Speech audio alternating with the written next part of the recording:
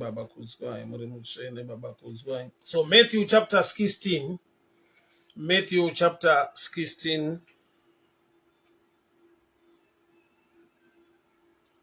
Matthew chapter 16.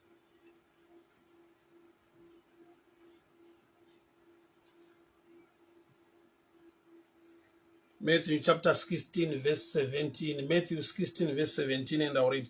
And Peter answered and said, Thou art the Christ, the Son of the living God. And Jesus answered and said unto him, Blessed art thou, Simon Bar-Jonah, for flesh and blood had not revealed it unto thee, but my Father which is in heaven.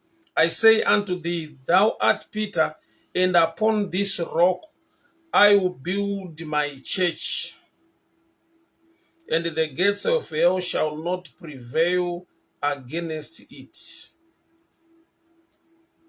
And I'll give you the keys of the kingdom of heaven. And whatsoever thou bound on earth shall be bound in heaven, and whatever thou shalt loose on earth shall be loosed in heaven. Right, this line yandaverenga, it's a line yatinoshandisa kazhinji tichiti aiwa chasungwa panyika nekudenga chasungwa. So sometimes we get into prayer and we begin to bind and loosen things, but the challenge is ndeyekuti wapedza kuita prayer ye-binding and loosening, the results ndo pane nyaya. Sometimes the results anoita the opposite or anoita worse. What am I saying? Kuti zvawabinda zvacho zvinoramba zviri loose, zvawalusena zvacho zvinoramba zvakabinda. Yes, you've caught the scripture kuti chawasunga panyika nekudenga chasungwa. So ndaverenga nyaya iyi kumavambo kwekuti Peter, pane mubvunzo wanga wabvunzwa unzi vana unonditani, ndofunga we know the story. Jesu ndokubvunza kuti ko imi munonditi ani? Peter ataura kuti aiwa muri Mesaya mwanakomana waMwari. Jesu ndokubva vati nyama neropa hazvina kukuzivisa, nyama neropa hazvina kukuzivisa, asi Baba vari kumusoro. Nyama neropa hazvina kukuzivisa, asi Baba vari kumusoro. Kureva kuti Peter semunhu haana access ye-information iyoyo unless Baba vamuwanira nyasha yekumuzivisa kuti Jesu ndiani. Jesu ndo paanozotaura kuti kana wane access inenge iyi yekuti Baba vane zvavanokuzivisa uchitaura, wakaropafadzwa iwewe. Upon this rock, pamusoro pedombo iyi ndichavaka kereke yangu. So kereke imiri yedu itemberi yaJehovha. Saka Jesu pano pakutaura pekuvaka, pamusoro pekuvaka kwekereke yake, pamusoro pedombo, ndoda kubata pamusoro pedombo riri kutaurwa. Dombo inova sure foundation isingazungunuki. Dombo mucherechedzo wekusimba, a sure foundation yechinhu chisingazozungunuki kana chakavakwa padombo. Remember, kune parable yomwe akavaka pajecha, mumwe akavaka padombo. So pavakirwa chinhu pane nyaya, kwete chinhu chavakwa, asi pavakirwa chinhu ndo pane nyaya. Yakavakwa padombo yakaramba yakamira, pavakirwa ndo pane nyaya. Chavakwa haisi nyaya, but pavakirwa ndo pane root of strength. So chinamato, kunamata Mwari kana kuti prayer life yako yakavakwa pai. Tine vanhu vakavaka prayer panhau yekuti I will just pray, ndichanamata, Mwari vanonzwa munamato, Mwari vachandiitira zvakanaka. Ndo foundation yepaakavakira munamato wake. Kogoita vakavaka munamato pa knowledge yekuziva zvinoda Mwari. Ndo vanhu vanogona kuva nefaith inoattracta results. Chimbonzwa zvinotaura prayer. Kana wanamata, when you pray and believe, you will receive. Mukanamata, mukatenda, munogamuchira. So believing ndo iri connected to receiving. Praying inosvitsa pane imwe level. Then believing rava ruoko runotora runogamuchira mhinduro dzaBaba kuuya kwauri. So believing i product ye knowledge. So unogona kupinda prayer because of a challenge. but receiving the answer haisi pakuti munamato wareba kana kuti wadeclare zvipi nezvipi, inouya nebelieving. Maybe I need to open the book of Mark 11 tigone kubatsirika ipapa.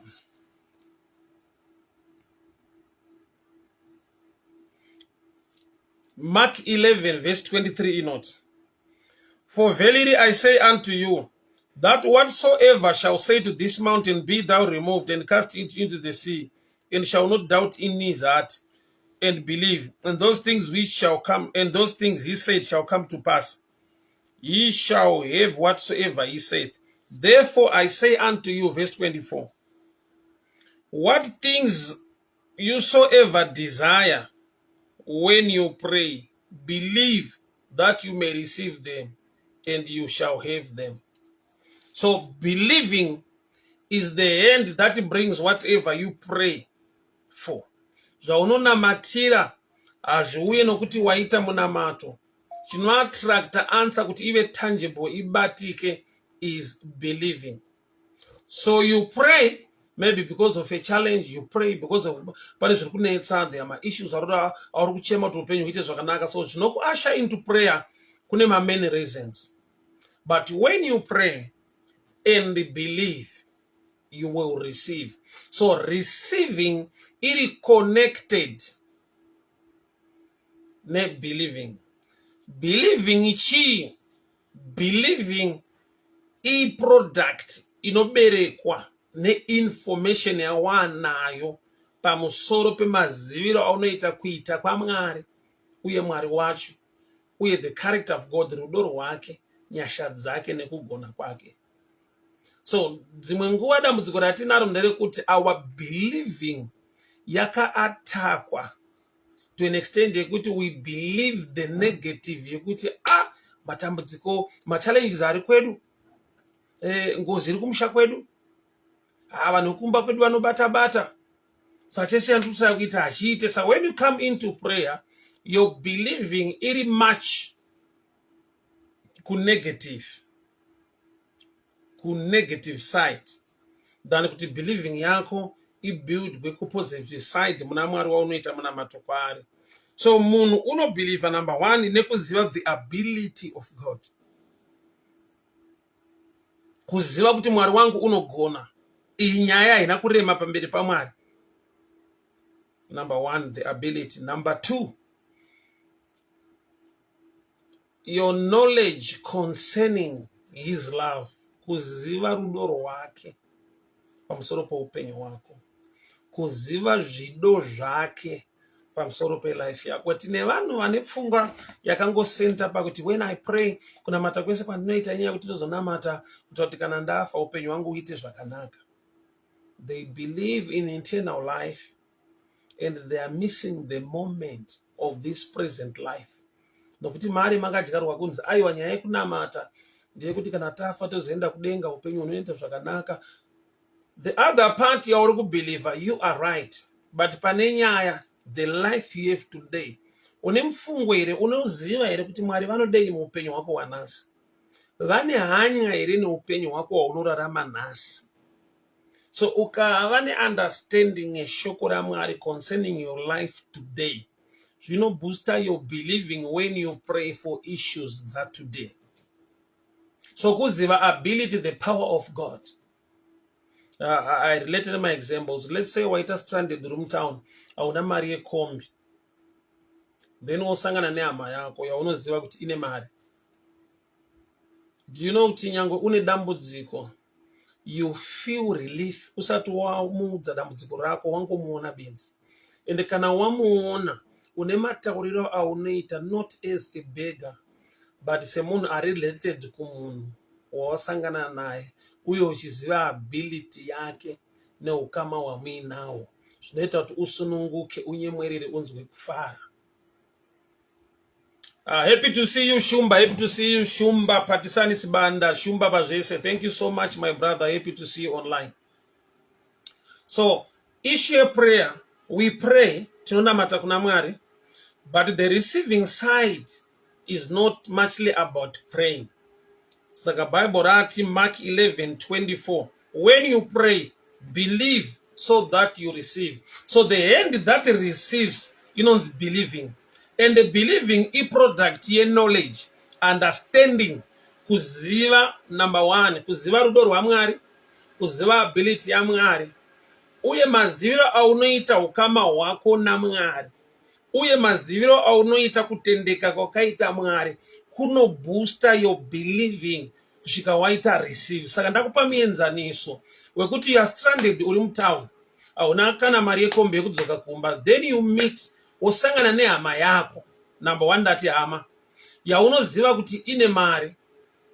Unoona here kuti usati wambomudza nyaya yako unofila relief, unofila confidence yekuti kumba kuenda zoenda manje, zvokuti kana wakutotaura naye hautaure semunhu ane problem, unotaura semunhu aona solution.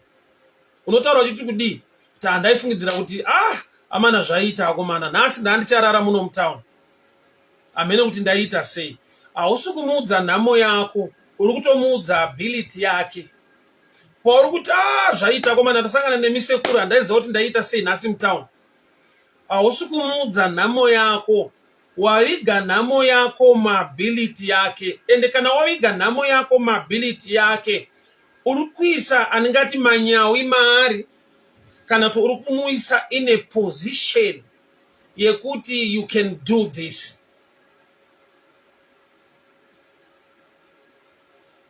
I'll repeat again. When you pray, believe so that you receive. So you don't receive because you have prayed. Receiving is connected ne believing. Believing is product ye knowledge. Knowledge yakamira say number 1, knowing him. Number 2, his ability. Number 3, your relationship with him.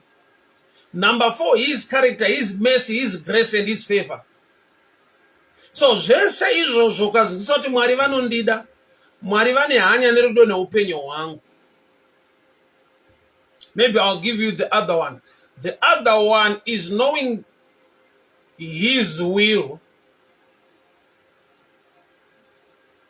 Ukaziva chinofadza Mwari, ukaziva zvinodiwa naMwari, wotarisa kuti chauri kunamatira nechauri kutsvaga kuti Mwari vakuitire chine a result inofadza iwewe here wanamata wacho, kana zvinofadza mese ari kunamatwa neanamata. Saka wakaona kuti munamato waHana wakava effective paakati, Mwari mukandipa mwana mukomana, ndichamusiya pano. Kureva kuti ari kuisa mwana waari kuda kupiwa naMwari sechichemo, omuunza futi kuti ave solution in the house of God. Kurati ari kumudyara mupurpose, ane need yaana mwana, but paati Mwari mukandipa mwana ndinosiya pano, aisa receiving ine chekuita nepleasing God. Nhamo ndeyekuti pamubvunzo wandinawo waunawo newandinawo, chandiri kuda kuti Mwari vandiitire chakanakira inini here, kana kuti nyangwe chakanakira inini chinofadza Mwari, nokuti chakatakura purpose inoita kuti nyangwe ndafara naMwari vafare.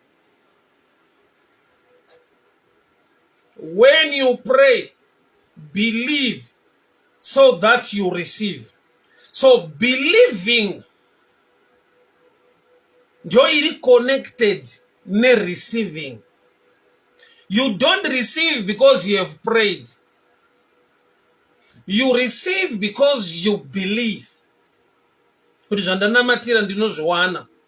Say what believe kuti unozviwana. Number 1, it is the will of God. Number 2, chinhu chandiri kuda chinopleasa Mwari wacho here, chine purpose, chine plan here concerning his kingdom and also my life. Knowing the ability of God, ndati ukasangana nehama yako usina mari yekuenda kumba, uri mutown usina mari yekombe, ukasangana nehama yako ine mari, unotoziva kuti unofara, kwete nokuti wapiwa mari, but nokuti masangana. Kudati zvese zvauchataura hautaure from the point of challenge unotaura from the point or the angle of joy. Auchamuudza sedambudziko. Dambudziko already mauri pawamuona wariudza kuti now I'm okay. So munhu ari kutaura from the point of victory akasiyana nemunhu ari kutaura from the point of challenge. Tarisa mukomana anonzi David. Hondo dzese dzaairwa achikunda anga aine mindset yekufighta from victory, not from the battle. Pakuti kudii aitanga apfugama obvunza Mwari, Ishe nditevere ndinokunda here? Aitanga atsvaka victory muna Mwari ozoenda kubattle nokuti apiwa kukunda. So I fight from the point of victory. So munhu unogona kuoperate prayer life yake from the point of victory, of favor, of grace, than kuita prayer from the point of challenge or trouble. Zvinenge zvabva pa foundation ye believing. Believing yabva pa product ye knowledge. Kuziva Mwari, kuziva the character of God, kuziva the will of God. Otarisa kuti chandiri kunamatira, the end result yacho nyange chichindifadza, but also it pleases God. Saka hana anoti Mwari mukandipa mwana ndichamusiya pano. So kumusiya pano, it pleases God kuti munhu aite basa rake raMwari paimba yaMwari. Mwari mukandipa mwanakomana ndichasiya pano. Vana zvipo zvinobva kuna Mwari. So waisa trust muna Mwari, une kuvimba kuti izvi Mwari unoda kuti vanhu vave nevana. So knowing the will, the mind of God, booster your believing. Knowing the power of God, knowing the will of God, knowing kuti chandiri kuda purpose ne plan yacho zviri aligned mu will of God, it gives you confidence, power to believe, so that you can receive. When you pray, Mark 11:24, when you pray, believe so that you will receive.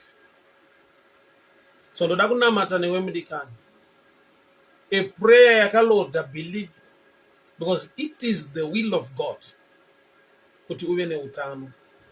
It is the will of God kuti uve neupenyu hwakanaka. It is the will of God, it pleases God kuti uve munhu anofara. So believing know the end that receive whatever we've prayed for. We pray and we believe so that we receive. But ndatipa believing a product ye knowledge, not challenge. The challenge yawinayo zvichida ndoya kupusha kupinda prayer. But answer haisikuya because you have prayed. Mark 11:24. When you pray, believe so that you receive. So the believing now in knowledge. Kuziva kuti Mwari vanozvigona, Mwari vanondida, uye zvinovafadza kuda kwaMwari kuti chinhu chakadai chiitikewo muupenyu hwangu.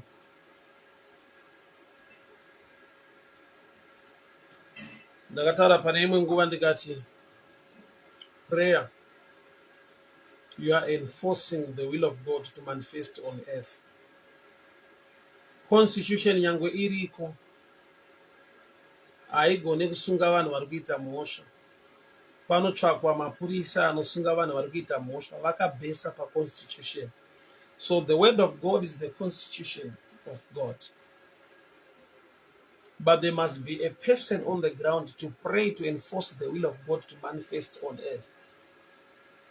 But the receiving side now, inechekuita neyo believing. Believing iri product ye knowledge. Yafana ne confidence. Munhu ane confidence ane matauriro akasiyana nemunhu asina confidence. Wasangana nehama yako usina mari yekudzokesa kumba uri mutown wadokerwa, usangana nehama yako ine mari, unofara, unotaura naye from the point of joy kuti zvazoita better, ndaifikidzira kuti nhasi ndingatadza kudzokera kumba, ndafara ndakuona ipa, ndakuona aiwa zvinhu zvangu zvaita. Mashoko iwayo rutaura from the point of victory, not of challenge, although wanga uine challenge. Mashoko anotaridza kuti you now believe. Your believing is now greater than the request. Why? Because of the kind of person you have met. Number one, kuziva kuti he is able, mari yacho anayo. Number two, we are connected or we are related. Saka hazvigone kuti andisiye ndakadaro iwe ndiri hama. Kana munhu ari hama yangu yemazvokwadi haangafari kuona hama yake ichitambudzika. So you know the will. You know the ability kuti mari yacho anayo. So believing has to do with knowledge. Saka Wakaipa zvichida haatakewo kuti uite prayer. Anoataka receiving. Nokuti receiving akaigarira pabelieving. Ndopaanokuudza kuti izvi Mwari havambokuitira because wakazodai, izvi Mwari havakuitire, Mwari havakude, sei vakambokusiya, sei wasvika life iyi, sei zvako zvisiri kuita, sei vamwe wako zvavo zvakaita zvako zvisina. So your believing inofaitwa more than prayer.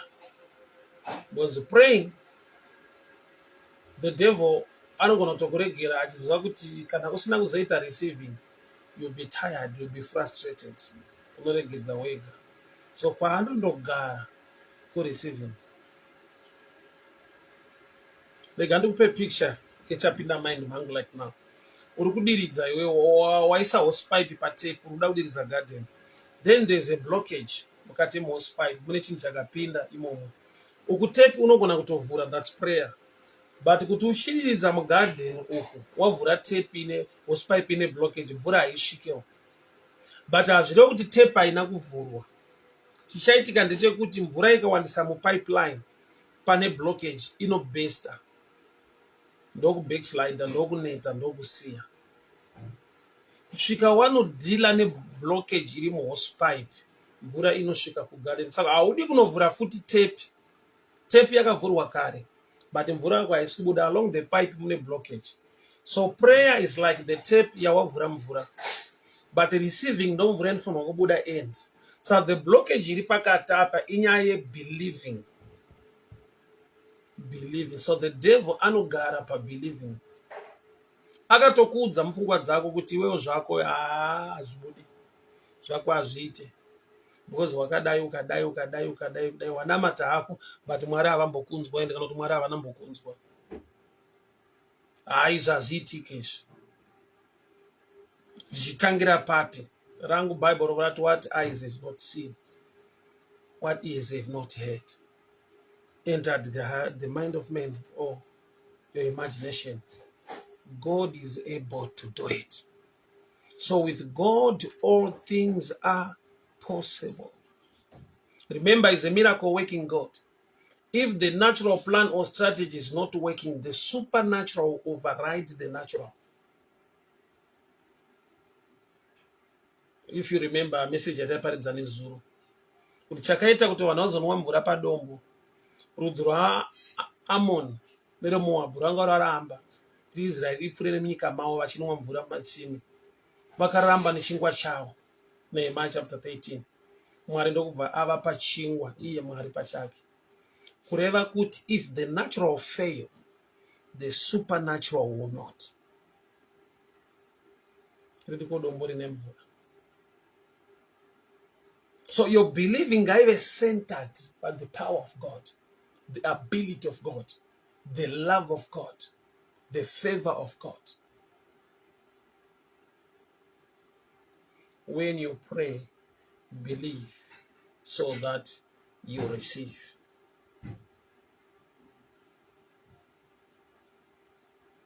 when you pray, believe so that you receive.